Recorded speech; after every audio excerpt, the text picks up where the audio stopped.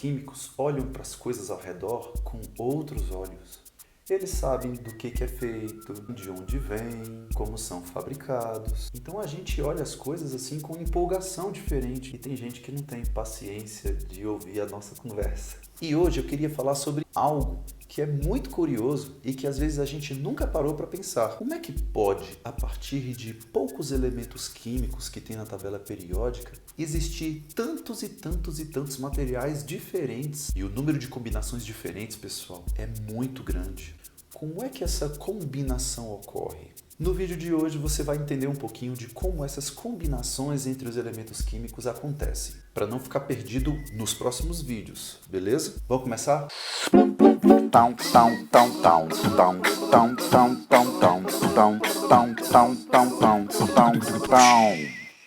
Como é que um átomo se liga a outro? Basicamente, existem três formas. Nós vamos falar hoje de duas. A primeira delas é chamada de ligação iônica.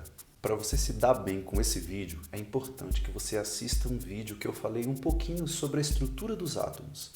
Ele está aí na descrição. Assiste esse vídeo, entende direitinho e depois volta para cá, beleza? Mas antes da gente falar dos tipos de ligação química, a gente tem que falar uma coisa muito importante.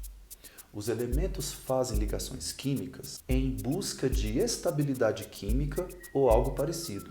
Estabilidade química, isso mesmo. Um átomo adquire estabilidade química quando ele tem 8 elétrons na camada de valência dele. Aquele vídeo que eu pedi para você assistir.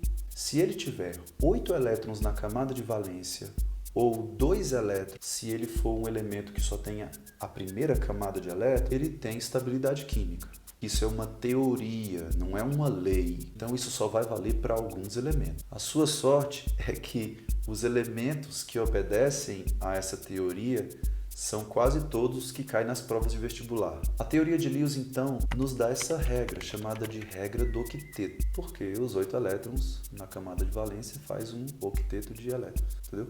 Mas se você olhar para a tabela periódica, os elementos que estão lá, pela configuração eletrônica deles, os únicos átomos que têm 8 elétrons na camada de valência são os gases nobres, aqueles elementos da última família. Hélio, neônio, argônio, criptônio, xenônio e radônio. Mas não precisa decorar a tabela periódica. O nome já diz, tabela. Tabela é para ser consultada. Se o magnésio tem 2 elétrons na camada de valência, ele não tem estabilidade química de acordo com essa teoria que a gente está estudando agora. O que acontece com ele então? Esse elemento perde esses 2 elétrons da camada de valência e a penúltima camada passa a ser a última camada. E nessa camada já tem 8 elétrons. Por isso que os elementos que têm até 3 elétrons na sua camada de valência, a tendência deles é perder elétrons. Elementos da família 1A perdem 1 elétron. Elementos da família 2A perdem 2 elétrons. Elementos da família 3A perdem 3 elétrons. Se eles perdem elétrons, eles viram o que nós chamamos de íons. Um íon é uma espécie química qualquer que tem excesso de carga positiva ou negativa. Íons positivos chama esses íons de cátions. E os elementos que têm 5, 6, 7 elétrons na camada de valência? É muito mais fácil ganhar 2 elétrons, 3 elétrons, 1 elétron, do que perder os 5 elétrons, do que perder os 6 elétrons, do que perder os 7 elétrons. Cloro, por exemplo, que tem 7 elétrons na camada de valência, basta ele ganhar 1 elétron e aí ele se torna estável. Mas ele também vira um íon, porque quando se ganha elétrons, fica com excesso de carga negativa, porque o elétron é negativo. Então não confunda. Quando um átomo ganha elétrons, ele fica cada vez mais negativo. Quando um átomo perde elétrons, ele fica positivo. Então o cloro estável não vai ser Cl, vai ser Cl-, porque ele ganha 1 elétron, entendeu?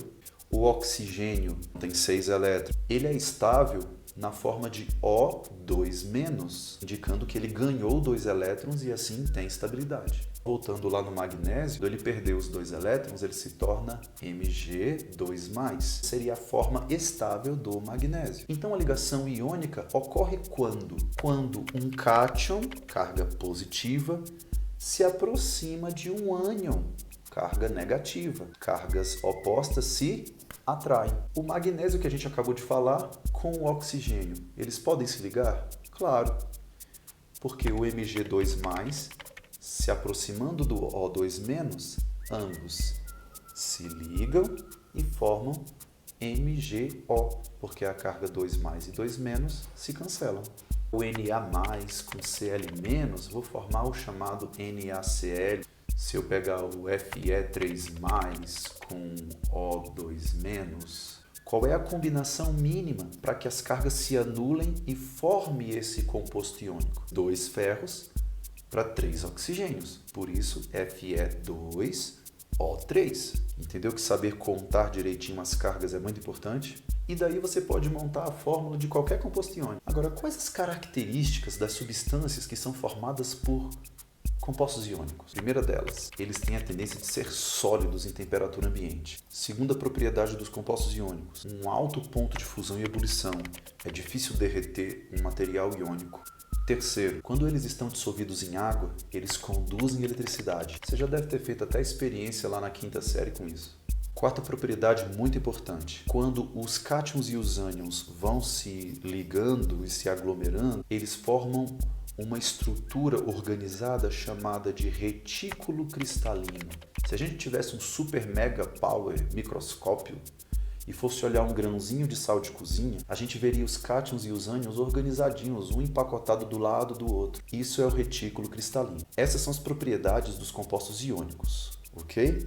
Olha, se você entendeu como acontece a ligação iônica, como formar compostos iônicos e as propriedades dos compostos iônicos, maravilha! A outra ligação química é a ligação covalente. É uma outra ideia, que vai ser um assunto para um outro vídeo. Então se prepara.